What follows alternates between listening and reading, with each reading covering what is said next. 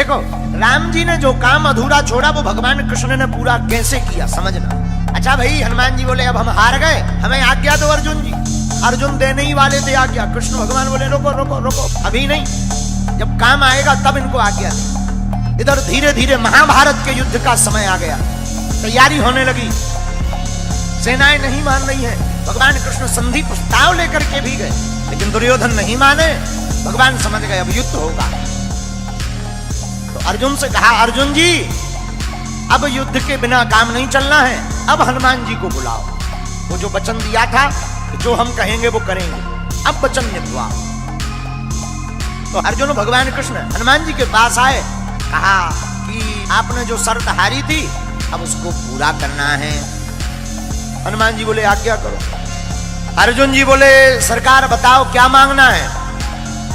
भगवान कृष्ण बोले अर्जुन राम अवतार में हमारा युद्ध इनके बिना पूरा नहीं हुआ था, और कृष्ण अवतार में भी हमारा युद्ध इनके बिना पूर्ण नहीं होगा। अर्जुन जी बोले इनकी क्या जरूरत है, क्या हम कम हैं? भगवान बोले कम तो हम भी नहीं थे। भगवान कृष्ण बोले कम तो हम भी नहीं थे, फिर भी हमें इनकी जरूरत पड़ी। अगर ये ना होते तो वो युद्ध पूर्ण नहीं होता।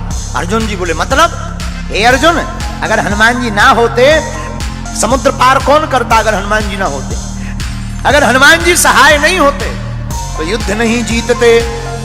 और महाभारत में भी युद्ध है अर्जुन, बिना हनुमान जी के नहीं जीता जा पाएगा।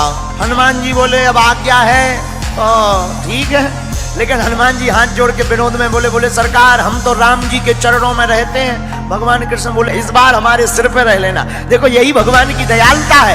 राम अवतार में जो राम जी के चरणों में हनुमान जी थे, पर यही कृष्ण अवतार में उल्टा हो रहा। कृष्ण अवतार में हनुमान जी कृष्ण भगवान के ऊपर ध्वज के ऊपर विराजमान है। अच्छा बोले महाराज और तो सब ठीक है, एक बात और। बोले क्या? हमारी एक आदत है। क्या? बोले युद्ध के बीच बीच में सत्संग सुनने की आदत है। अर्जुन जी बोले जय हो। हनुमान जी बोले क्यों? बोले अगर सत्संग ही होना होता तो युद्ध होता, वहां तुम्हें कोई प्रवचन सुनाएगा कि लड़ेगा? हनुमान जी बोले देखो हमारे राम जी तो बहुत अच्छे थे, धर्म रथ का वर्णन करते थे युद्ध में भी।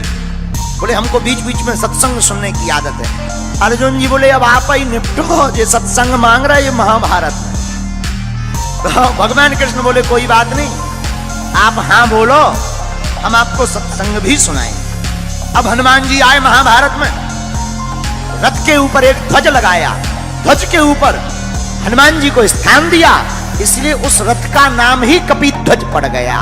और हनुमान जी विराजमान भय ध्वज पर। भीष्म महाराज जब अर्जुन के सामने लड़ने के लिए आए, भीष्म पितामह ऐसे बलवान योद्धा जिनके सामने अच्छे अच्छे लोग कांपते थे, महाराज भीष्म पितामह युद्ध करने आए और बाण मारे तो अर्जुन का रथ थोड़ा पीछे हो गए, लेकिन जब अर्जुन बाण मारे तो पीछे दूर गिर जाए। अर्जुन जी हंसकर बोले भगवान कृष्ण से नीचे देखो, नीचे अपना इतना जा रहा, उनका के देखो कितना पीछे जा रहा, नीचे देखो नीचे। भगवान बोले ऊपर देखो किसके कारण कम जा रहा, ये देखो। और यही मानो हम लोगों को शिक्षा है कि हम लोग अगर भूपर हैं क्योंकि भगवान हमारे ऊपर है। मानो भगवान कृष्ण कहना चाहते हो कि कोई भी काम बढ़िया हो जाए तो ये मत देखना कि तुम्हारा पुरुषार्थ है, तुम्हारे जो ऊपर है खेल तो उनका होता है।